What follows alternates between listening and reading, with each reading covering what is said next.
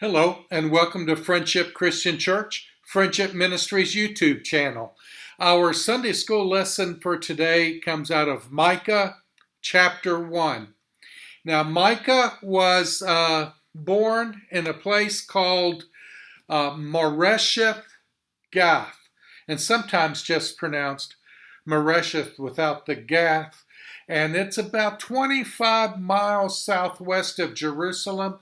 It's right on the border of Judah and the land of the Philistines. And that's where Micah is from. Now, let's take a look at verse 1 because it explains a little bit about Micah. The word of the Lord that came to Micah of Moresheth during the reigns of Jotham, Ahaz, and Hezekiah, kings of Judah.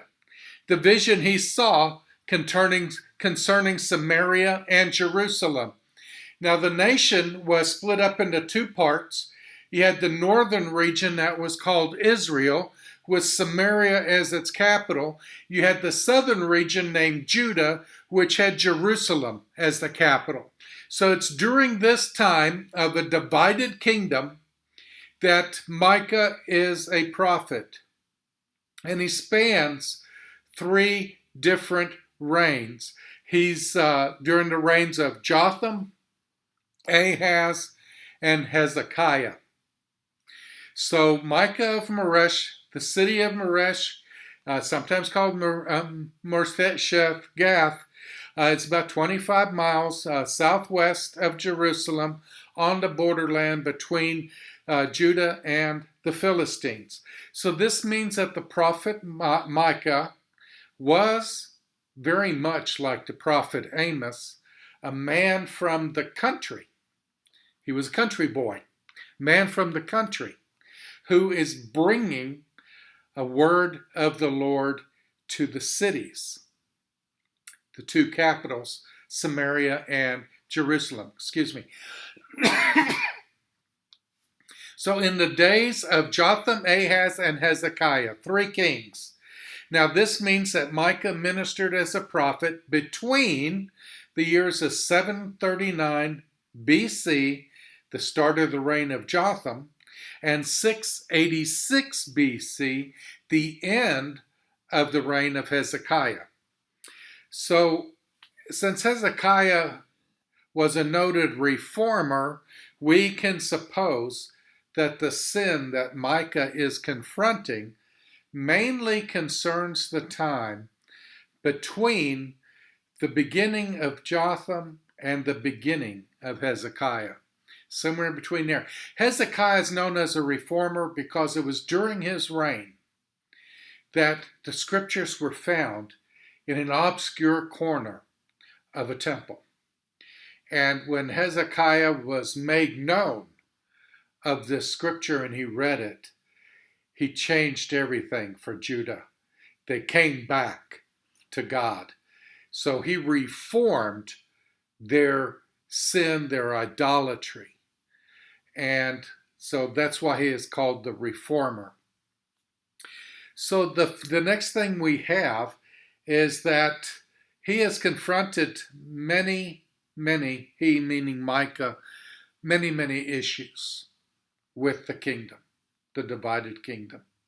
So let's take a look at his concern for Samaria and Jerusalem, the two capitals of the divided kingdom. Judah at this time, the southern kingdom at this time, is being run by Ahaz. He was a particularly evil ruler, and in Israel, the northern kingdom, there was just a succession of evil rulers. So we had him between these three reigns. So Jotham would have been a good king. And we know Hezekiah had become a reformer, a good king. But in between the two, while Micah is going through his prophesying, being a prophet, we have the king Ahaz, which is very evil, particularly evil. He brought in all kinds of cults He brought in different pagan worship. He built pagan worship places. He was just totally evil. So the Lord, in verse 2, the Lord comes to judge Israel and Judah. Let's take a look. I will pour her stones into the valley and lay bare her foundations. All her idols, I took you to the wrong verse. Verse 2. Hear you peoples, all of you. Listen, earth, and all who live in it. So he's wanting the whole known world to know what God has to say. So all who live in it, that the sovereign Lord may bear witness against you. Witness against the whole world. The whole world was pagan at this time, except the divided kingdom of the Jews.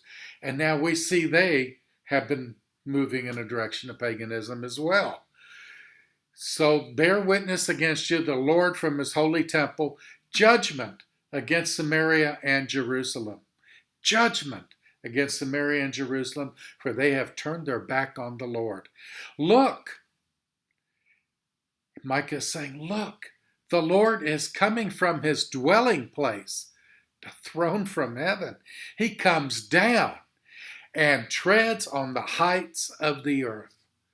So your capital city, Samaria, your capital city, Judah, not going to do you any good. You're going to be trounced on. You're going to be stepped on. You're going to be stomped on by the Lord for your transgressions, your sins of bringing idolatry, paganism into the kingdoms. And verse 4, the mountains melt beneath him. The valleys split apart like wax before the fire, like water rushing down a slope. All this is because of Jacob's transgression. Jacob is known as Israel. He is the kingdom. The two kingdoms, Israel and Judah, one, they're divided now, but God is seeing them as one kingdom, coming from the roots of Jacob. This is because the sins of the people of Israel. Why is Jacob's transgression? What is it? Is it not Samaria? What is Judah's high place? Is it not Jerusalem? He's saying, come on, people. Look around you, your seats of government, your capitals, the high places of your kings. Look what you're doing. You're bringing everything in that the Jews had been told to take it, destroy it. This is the promised land God said, I'm giving you. And he had the Canaanites punished by the Jews because they were idolatrous people. And I was saying, look, you kings, you governments, you seats of power, you're doing the same thing that God judged the Canaanites for. That's the sin of transgression of Jacob. So it's easy to imagine that the people of Judah and Israel thought this is unfair. We're innocent citizens. This is not fair. Why should all this trouble come upon us? Well, a nation is judged by its leaders. So you have to be careful who your leader is, because they're the ones with the power. They're the ones who move the nation in a direction, and it's because of their direction that a nation, all the innocent people along with it, have to suffer. And so these kings were corrupt, and now these two nations, this divided kingdom, is going to suffer. Samaria is going to get hit very hard. Look at verse 6. Therefore I will make Samaria a heap of rubble, a place for planting vineyards. I will pour her stones into the valley and lay bare her foundations. All her idols will be broken to pieces. All her temple gifts will be burned with fire. I will destroy all her images. So she gathered her gifts from the wages of prostitutes. As the wages of prostitutes, they will again be used, weeping and mourning. I will make Samaria a heap of rubble. Micah prophesied the coming judgment on Samaria, the capital city of Israel, the northern kingdom. And that was also the place of the 10 northern tribes. A lot of tribes in Samaria. And this prophecy was fulfilled in 722 BC. 722 BC. Samaria fell to the Assyrians and was completely destroyed. Completely destroyed. It was burned with fire. Micah combined the ideas of idolatry and spiritual adultery. Prostitution. You're an adulteress. And he's saying when you turned away from God and went to these pagan idols, you became a prostitute. You became an adulterer. You committed adultery against God. So he's saying here that you're going to be burned with fire because I will destroy your images since she gathered her gifts from the wages of prostitutes. Now, the other thing that was going on here were these pagan temples. Some of these temples, the rituals and worshiping these gods was done with sexual acts with temple prostitutes. The prostitutes were property of the temple. They were priestesses, sometimes even priests. They had male and female prostitution. And so what you would have is part of the worship service was engaging in sexual activity with these temple prostitutes. And so he's saying here, you're going to burn for that. You're going to be burned with fire for that. And then he's saying, now that takes care of Samaria. Now God is coming for you, Judah. Look at verse 8. Because of this, I will weep and wail. I will go about barefoot and naked. I will howl like a jackal and moan like an owl. For Samaria's plague is incurable. It has spread to Judah. It has reached the very gate of my people, even to Jerusalem itself. So it takes a look at what's going on in Samaria and calls it a plague, a disease. And it's communicable. And it's drifted down to the south. So their disease is their sin, their transgression. And it's catching root in Judah too. It's just drifting down. So I will wail and howl. Micah could not prophesy without being passionate. So he's passionate and very attached to these words. So when he says that there's going to be judgment coming, he's screaming it to the top of his lungs. He's howling it. He's wailing it. You can hear him blocks away. It's not just a single word. It's not a whisper. It's not a silent whisper. He is proclaiming it loud and clear. Judah, you just heard what I told Samaria. Judah, Jerusalem, it's coming for you because you are catching the plague. You are catching the disease of Samaria.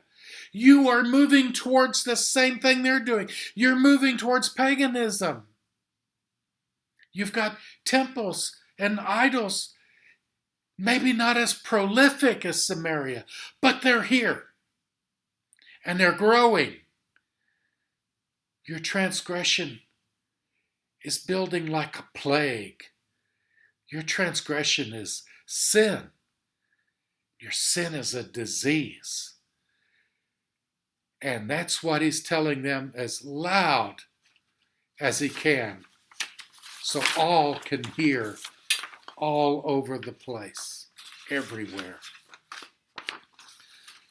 So the plague is incurable. The plague is incurable. We talk about viruses. COVID-19, we're trying to find a cure for that. We're trying to find a vaccine for that. And so far we haven't one. Well, we don't have one for a rhinovirus, which is the common cold. We don't have one for the virus that causes the flu. We don't have one for HIV, which is a virus. So it's going to be telling, can we come up with one for COVID-19? Well, the virus that's affecting Samaria and Judah, he's saying that the plague is incurable. Let's talk about that. Our only incurable sins. Remember, the plague was a disease. The disease is sin. Sin is the transgression to God. So Micah's talking spiritually here about it being incurable. So if we take the word plague, disease, and sin, sin is the plague. Sin is the disease. It spreads and permeates through your whole body once you let it in. It can infect all the people around you. You can mislead a lot of people in your sin. And the problem is your sin curable? Is your plague, is your disease curable? And we know some have been. We practically wiped out polio, which was a very dreaded disease. Tuberculosis, which was a very dreaded disease. Some things are curable. And so is your sin.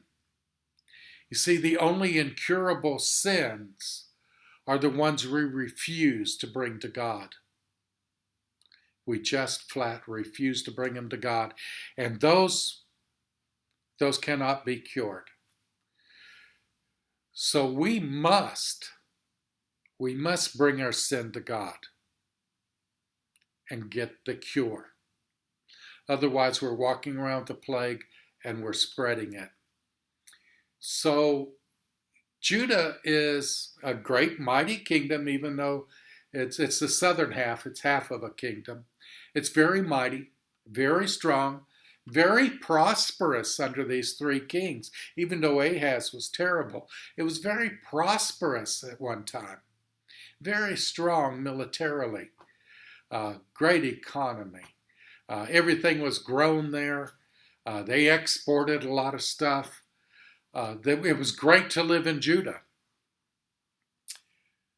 But what's being proclaimed is the shame of Judah.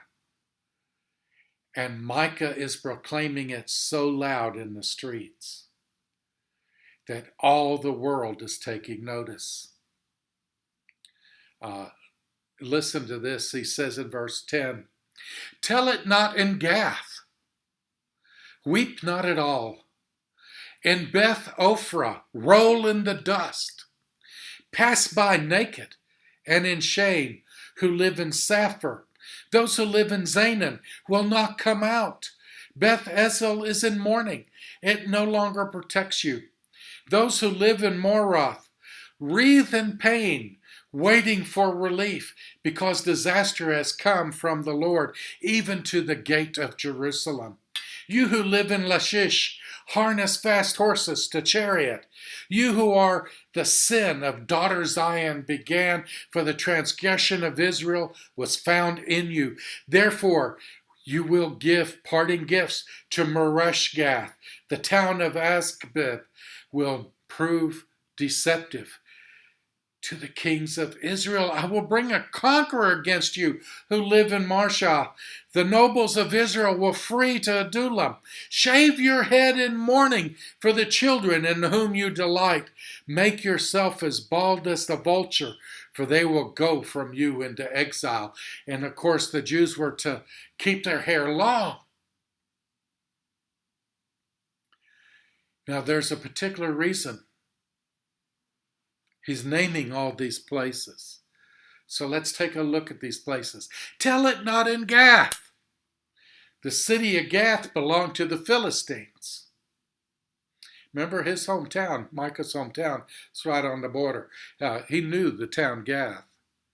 It belonged to the Philistines. So tell it not in Gath.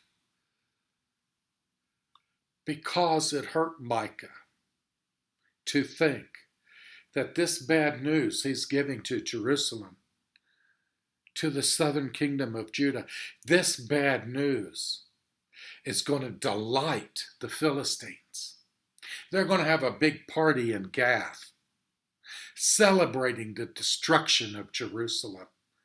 They love Micah. Give it to them again, Micah, they're saying. They're scoundrels. Let them be destroyed. We're going to still stand strong. Philistines had no love for Jerusalem or Judah.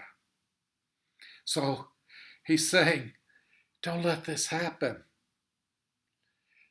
Repent. Change your ways. Clean up your act. Get these idols and temples out of here. Because Gath is throwing a party to celebrate your destruction. That's why he says, tell it not in Gath. In Beth Ophrah, roll in the dust. Micah kind of used puns here, but not puns in a funny way. Just a play on words. And the town, Beth Ophrah, was roll in the dust. The name of the town is pronounced the same way that the Jewish word dust is. So he's equating Beth Ophrah with dust, because that's the way the town sounds. So it's going to be left in dust. Saphir. Saphir, the name of the town sounded like the word beautiful or pleasant. Saphir, beautiful or pleasant. But it won't be beautiful or pleasant for long. Micah warned the citizens for Saphir to prepare for judgment. Zaanan, the name of this town, sounded like the Hebrew word for exit or to come out. And so he's saying, you're going to have an exit. You're not going to be able to come out of there. You're going to be encircled. You're going to be surrounded by a siege army. And they're going to surround you. Nothing's coming in. Nothing's coming out until you starve to death. Until you want them to come kill you. Because you have no resources left. Beth Ezel. The name of this town means a nearby city. But when these cities start to be attacked, Ezel is not going to be a neighbor. It's not going to be able to help. Marath, the name of this town means bitterness. And when the army judgment comes, the citizens of Marath will know plenty of bitterness. They'll be besieged too. Lachish, the name of this town, sounds like the word for the horses. If you're going to say horses in plural, or these are the horses, Lachish sounds like that. And it was an important fortress city. So they won't have horses to fight. They will go to the horses. But the horses will flee from the enemy. So you see these play on words here are foretelling a future. That's not very good. And then we have Moresheth.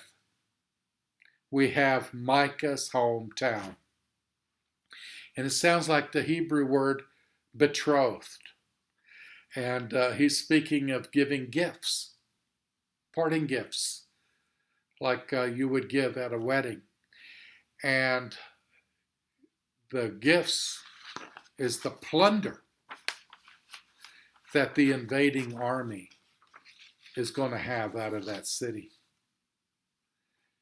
That city's going to be plundered. Agzib, the name of this town sounds like the word for deceitful or disappointing. And this city's going to fall so quickly, it would be a great disappointment. A great disappointment for Jerusalem. Marashah, the name of this town's related Hebrew word for conqueror or heir. And that means that the invading army is going to possess, they're going to conquer, they're going to own that city. Adullam, this was a place of refuge for David when he fled from King Saul. It would again be a place of refuge for the high and mighty, all the kings in their court, and they will be forced to hide out in Adullam. Very not nice hospital place, not a hospital place. And that's where they're going to hide in roughness, and they're going to be feeling very vulnerable, and they're going to be in fear. David was in a lot of fear of Saul when he was hiding here, and he was just waiting for Saul to come kill him. He was in such despair, and that's what's going to happen to these kings. So if you read through chapter 1, we have the warning, northern kingdom, capital Samaria. We're going to have a warning, southern kingdom, capital Jerusalem. Not good news. And we know in 722 Assyria did sack Samaria. The same thing happened to Jerusalem, only much, much later. It happened in 586 BC. They got sacked by the Babylonians. So not good news coming for these Jews. He's proclaiming it, saying, clean it up, come back to God, come back to God. This is what's going to happen to you. And so as you look at this history, you can see the prophecy going on. And because we're living so far in the future, we can look back and see the prophecy did indeed come true. Hope you enjoyed the things that you learned in this lesson. Reread it. Think about these city names and how they were used to not just describe the city itself, but what was going to happen to that city. It's like their name was prophetic. Thank you very much, and I hope that you have a blessed week.